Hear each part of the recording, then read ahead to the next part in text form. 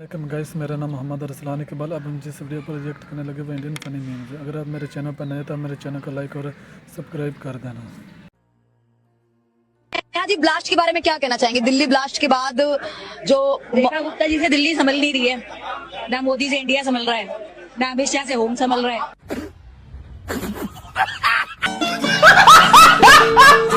हिंदुओं को ऐसा लगता है मुसलमान को मुंह डरा के रखे है, लेकिन ऐसा कुछ बात नहीं है। इनकी तो 30 करोड़ मुट्ठी भर की औकात नहीं है कि 100 करोड़ की छाती पर नाचे। हमने अभी कोई औकात की बात बोला नहीं, हमने भाईचारे की बात। कहाँ है भाईचारा? मुझे तो नजर नहीं आ रहा है। कहाँ है ऐसे भाईचारा? बहुत दोस्त है जो हिंदू है, आपको नजर नहीं आता, वो आपको नजर। भाईचारा तो देखिए देश में जिस माहौल में हम रह रहे हैं। भाईचारा क्या कश्मीर में भाईचारा था? अभी बदत है भाई, अभी बदत है। कोई मुसलमान है कि नहीं है यहाँ पे? ईमानदारी साथ बोलिए। रुके एक मिनट। यहाँ पे है ना, हिंदू है, यही है एकता मैडम, बहन जी, यही है। आप कुछ भी बोलो, ये नहीं सुनने वाला। भारत देश में 8 धर्मों के लोग रहते हैं, लेकिन सबसे ज्यादा हिंदू खतरे में है।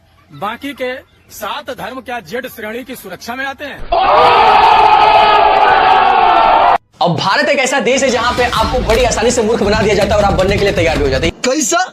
3 बातें देख ले, आपको पता चल जाएगा कि कितनी जो राजनीति है वो फैली हुई है।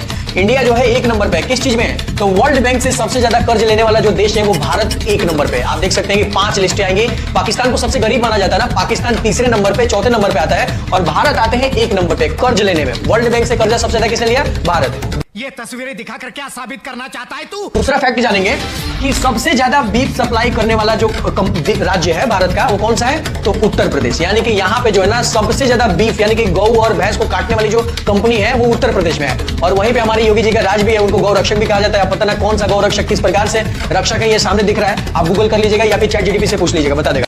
गौवंश की रक्षा के लिए और उनके संरक्षण के लिए बड़े पैमाने में गौशाला ही बनाएंगे, हर गौशाला को ऊर्जा के साथ जोड़ेंगे। तीसरा डाटा आता है कि भारत में सबसे बड़ा बीफ कंपनी को चलाने वाला कौन है? तो देखिए, भारत में सबसे बड़ा जो बीफ कंपनी चलती है उसके मालिक कौन है? उसके चेयरमैन है हमारे हिंदू भाई साहब ही है, जो कि गौ और भैंस को कटवाने का ठेका चलाते हैं। ये भी एक हिंदू है, नाम इनका सुरेश सब्रवाल। नहीं, ऐसा नहीं हो सकता।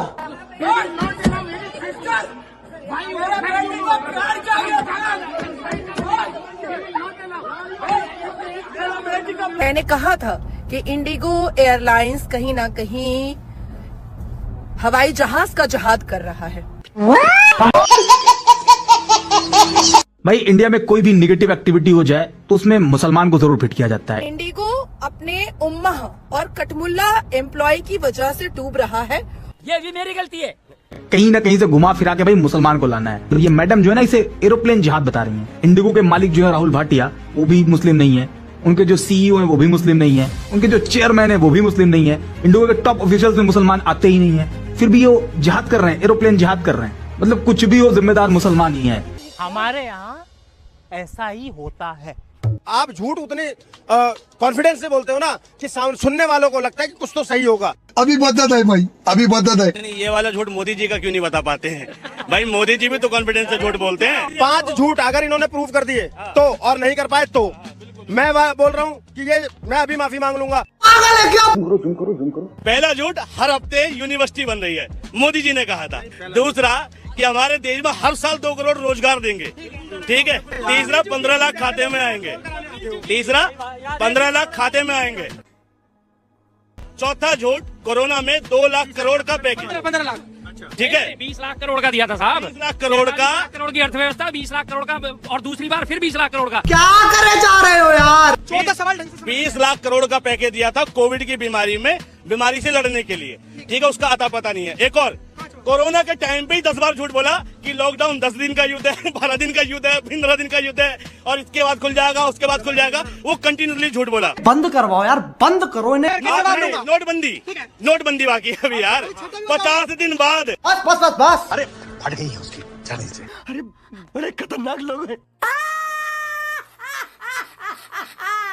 इंडिया में जो पिछले 48 घंटे में हुआ है ना, वो तुम सुन के शॉक हो जाओगे। मतलब इधर गवर्नमेंट सो रही है, उधर एफएसएसआई सो रही है। मतलब क्या ही होगा इस देश का। क्या बात करता है यार? घर से बाहर निकले तो सांस लेने में दिक्कत। सोचा थोड़ी देर बास्केटबॉल खेल लेते हैं, तो वहाँ फील्डिंग सेट हो गई। बाहर खाने गए तो हॉस्पिटल में एडमिट हो गए। सोचा दूध और पनीर खा के बॉडी बना लेंगे, तो नकली पनीर पकड़ा दिया गया। प्रोटीन पाउडर खरीदने गए तो उसमें स्टीरॉइड्स डाल के दे दिए गए। सोचा अंडे ही खा लेंगे तो पता चला अंडे खाने से कैंसर होता है। मतलब हर जगह फील्डिंग सेट है। ये भगवान क्या जुल्म है। पूरे पॉलिटिकल सिस्टम का इस टीचर ने धागा खोल करके रख दिया। आप मुझे बताइए, शिक्षा मंत्री ने कब लास्ट टाइम शिक्षा पे बात की थी? कब उन्होंने कहा था कि देश की एजुकेशन पॉलिसी को हम इस तरीके से इम्प्लीमेंट कर रहे हैं और हमने बाहर से भी लोग बुलाए हैं, हमने इतने सारा रिसर्च और डेवलपमेंट किया है और अब देखिए आप हमारा आगे आने वाला देश का भविष्य कैसा होगा। हम इन क्या स्किल ट्रेनिंग जिसकी बात कर रहे हैं आज कब दे रहे हैं? ग्रेजुएशन होने के बाद, 12th पास करने के बाद जो शिक्षा का कंपलसरी अंग होना चाहिए था, आज देखना आप आगे आने वाले वक्त में दुनिया कहाँ निकल जाएगी और हम कितना पीछे रह जाएंगे। हमें तो अपना भविष्य तक देख रही है सरकार कि आगे आने वाली एजुकेशन पॉलिसी में आज AI आ गया है तो किस तरीके से उसको अपडेट होना है। इन सब चीजों पे आप बताइए। अगर संसद में बात हो रही है, संसद के बाहर बात हो रही है, मन की बात में बात हो रही है, ट्वीट में बात हो रही है, इसके मुद्दों पे बात कहाँ हो रही है? हमको नहीं पता। दिल्ली में ये आलीशान इमारत देखिए, चमचमाती हुई बिल्डिंग, इसमें सांसदों के लिए 7 BHK बने हैं, 7 कमरे वाला फ्लैट जिसमें 7 कमरे हैं। आपको पता चला? अरे देवा, ये कब बना, कैसे बना, कोई हो हल्ला मचा, सन्नाटे में तैयार हो गया। लेकिन अपनी सोचिए, आपको अपनी एक सड़क बनवानी हो, एक नाली बनवानी हो, गली मोहल्ले का रोड बनवाना हो, उसके लिए कितना वो हल्ला करना पड़ता है। पूरी दुनिया जान जाती है कि यहाँ सड़क बन रही है, यहाँ नाली बन रही है। आप साफ पानी और साफ हवा के लिए तरस रहे हैं। लेकिन बेचारे इन गरीब सांसदों को देखिए, इन गरीब सांसदों को दिक्कत ना हो इसलिए सरकार ने इन्हें चमचमाता हुआ 3 सितारा फ्लैट दे दिया। इन सांसदों ने अपनी सरकार से एक बार भी नहीं पूछा इतने बड़े घर काम करेंगे क्या? इस सज्जन को क्या तकलीफ है भाई? फ्लैशबैक। भाई ये वो संजय गुप्ता है ना। 3 days later. कि ये मुर्दा कौम हो जाएगा अगर वंदे मातरम बोल देंगे तो। और ये सब वाला खुद बोल बोला ऐसा। हम लोग पब्लिक खड़े हैं, हम लोग आम। मैंने क्या बोला? ठीक है, ऐसा मैंने क्या बोला? सुन आप ये बुजुर्ग लोगों को जलील कर रहे हैं। चला के बात करो, कैमरे पे हिम्मत है तो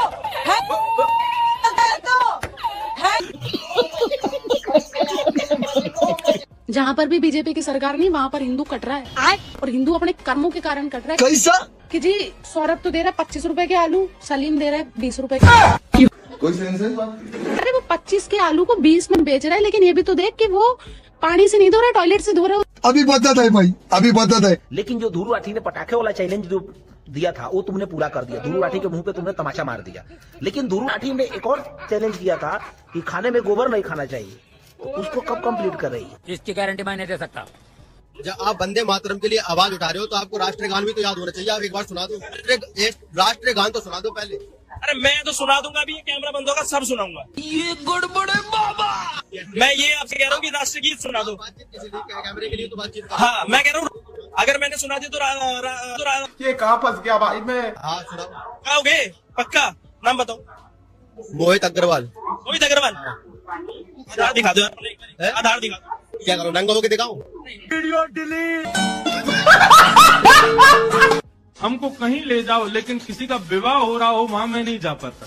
अच्छा, क्योंकि विवाह क्षेत्र में, विवाह क्रम में सब सांसारिक क्रिया होती है। बात तो सही है। पता नहीं क्यों इतनी सांसारिक स्थितियों में मेरी इंद्रियां प्रसन्न नहीं होती। मैं अपनी स्थिति बताऊं। सुना आपने, ये शादी को मुँह माया और फिजूल खर्ची बता रहे थे, लेकिन बाबा जी खुद करोड़ों की शादी कर मुँह माया में फंस गए। लेकिन किसी का विवाह हो रहा हो वहाँ मैं नहीं जा पाता, क्योंकि विवाह क्षेत्र में, विवाह क्रम में सांसारिक क्रिया होती है। ऐसा नहीं हो सकता। क्यों इतनी सांसारिक झूठ है। मेरी इंद्रियां प्रसन्न नहीं होती। मैं अपनी स्थिति बताऊं। हमको कहीं ले जाओ। हमारे यहाँ ऐसा ही होता है। यहाँ ड्रामा नहीं, डिलीवरी होनी चाहिए। तो फिर आप काहे ड्रामा कर रहे हो? ये क्या बात करते हैं यार? आप भी डिलीवर करो। आपने कहा था 2024 तक बुलेट ट्रेन आ जाएगी, डिलीवर क्यों नहीं की अभी तक? 2022 तक किसानों की आय दुगनी हो जाएगी, डिलीवर क्यों नहीं हुआ अभी तक? क्या करे जा रहे हो बे, क्या करे? 2024 में सभी को आवास मिल जाएगा, डिलीवर क्यों नहीं हुआ अभी तक? गंगा स्वच्छ हो जाएगी, डिलीवर क्यों नहीं हुआ अभी तक? क्या तकलीफ है इनको? 2 करोड़ रोजगार मिल जाएंगे, डिलीवर क्यों नहीं हुआ अभी तक? 2025 तक 5 ट्रिलियन इकोनॉमी बना देंगे, डिलीवर क्यों नहीं हुआ अभी तक? जोर जोर से बोल के लोगों को स्कीमें बता दे। 100 स्मार्ट सिटी बना देंगे, डिलीवर क्यों नहीं हुआ अभी तक? हमको कुछ नहीं पता। ये वो इंटरव्यू आपके सामने आ रहा है, यकीन मानिए ये वो इंटरव्यू आपके सामने आ रहा है जिसमें पहली बार ऑन रिकॉर्ड प्रधानमंत्री ने कुछ भी नहीं बताया होगा जैसा ये बोलने की कोशिश कर रहा है। 5 लोग बैठे हैं इस इंटरव्यू में मोदी जी के साथ, एंड ट्रस्ट मी, एक ही भी हिम्मत नहीं हुई, कोई एक सवाल मणिपुर पे पूछ ले, लद्दाख पे पूछ ले, रवन्ना पे पूछ ले, कितनी सारी चीजें। आपने आपकी पूरी यात्रा में बहुत सारी कठिनाई का सामना किया है, फिर से आ गए रे बाबा। ऐसी हालत में भी आप टफ डिसीजन लेते हैं, ये कैसा कर पाते हैं? अरे मुझे चक्कर आने लग गया अब। आप इतना ट्रैवल कर रहे हैं, दिन में 5, 4, 6 रैली, वो भी कोई इस प्रदेश में तो कोई दूर दूसरे प्रदेश में, तो इस सब में आप फिट कैसे रहते हैं? कौन सी ऐसी शक्ति है जो आपको ये दृढ़ संकल्प दे रही है आगे बढ़ने? अभी बताता है भाई, अभी बताता है। एक प्रजातंत्रीय राष्ट्र में सबको अपने फायदे के बारे में सोचने की आजादी है, लेकिन हम मीडिया वालों इस हक से निष्पक्ष होकर सच की जबान बनने के बजाय देश के शासन वर्ग से अपना तालमेल बिठाना शुरू कर दिया। तो सरकार और मीडिया सत्ता की दौड़ में आपसी सौदा कर लेती है, तो खबरें बनती नहीं, बनाई जाती है। ये बड़ी अच्छी बात कही है। सबको पता चल गया, मीडिया बिक गई है, शर्म लग रहा है। जब भी सुसाइड करने का मन करेगा, आप एक बार इन मीडिया वालों को दिखेगा, 161वीं रैंकिंग पे खड़े होने के बाद भी मेकअप पोत के आते हैं सब।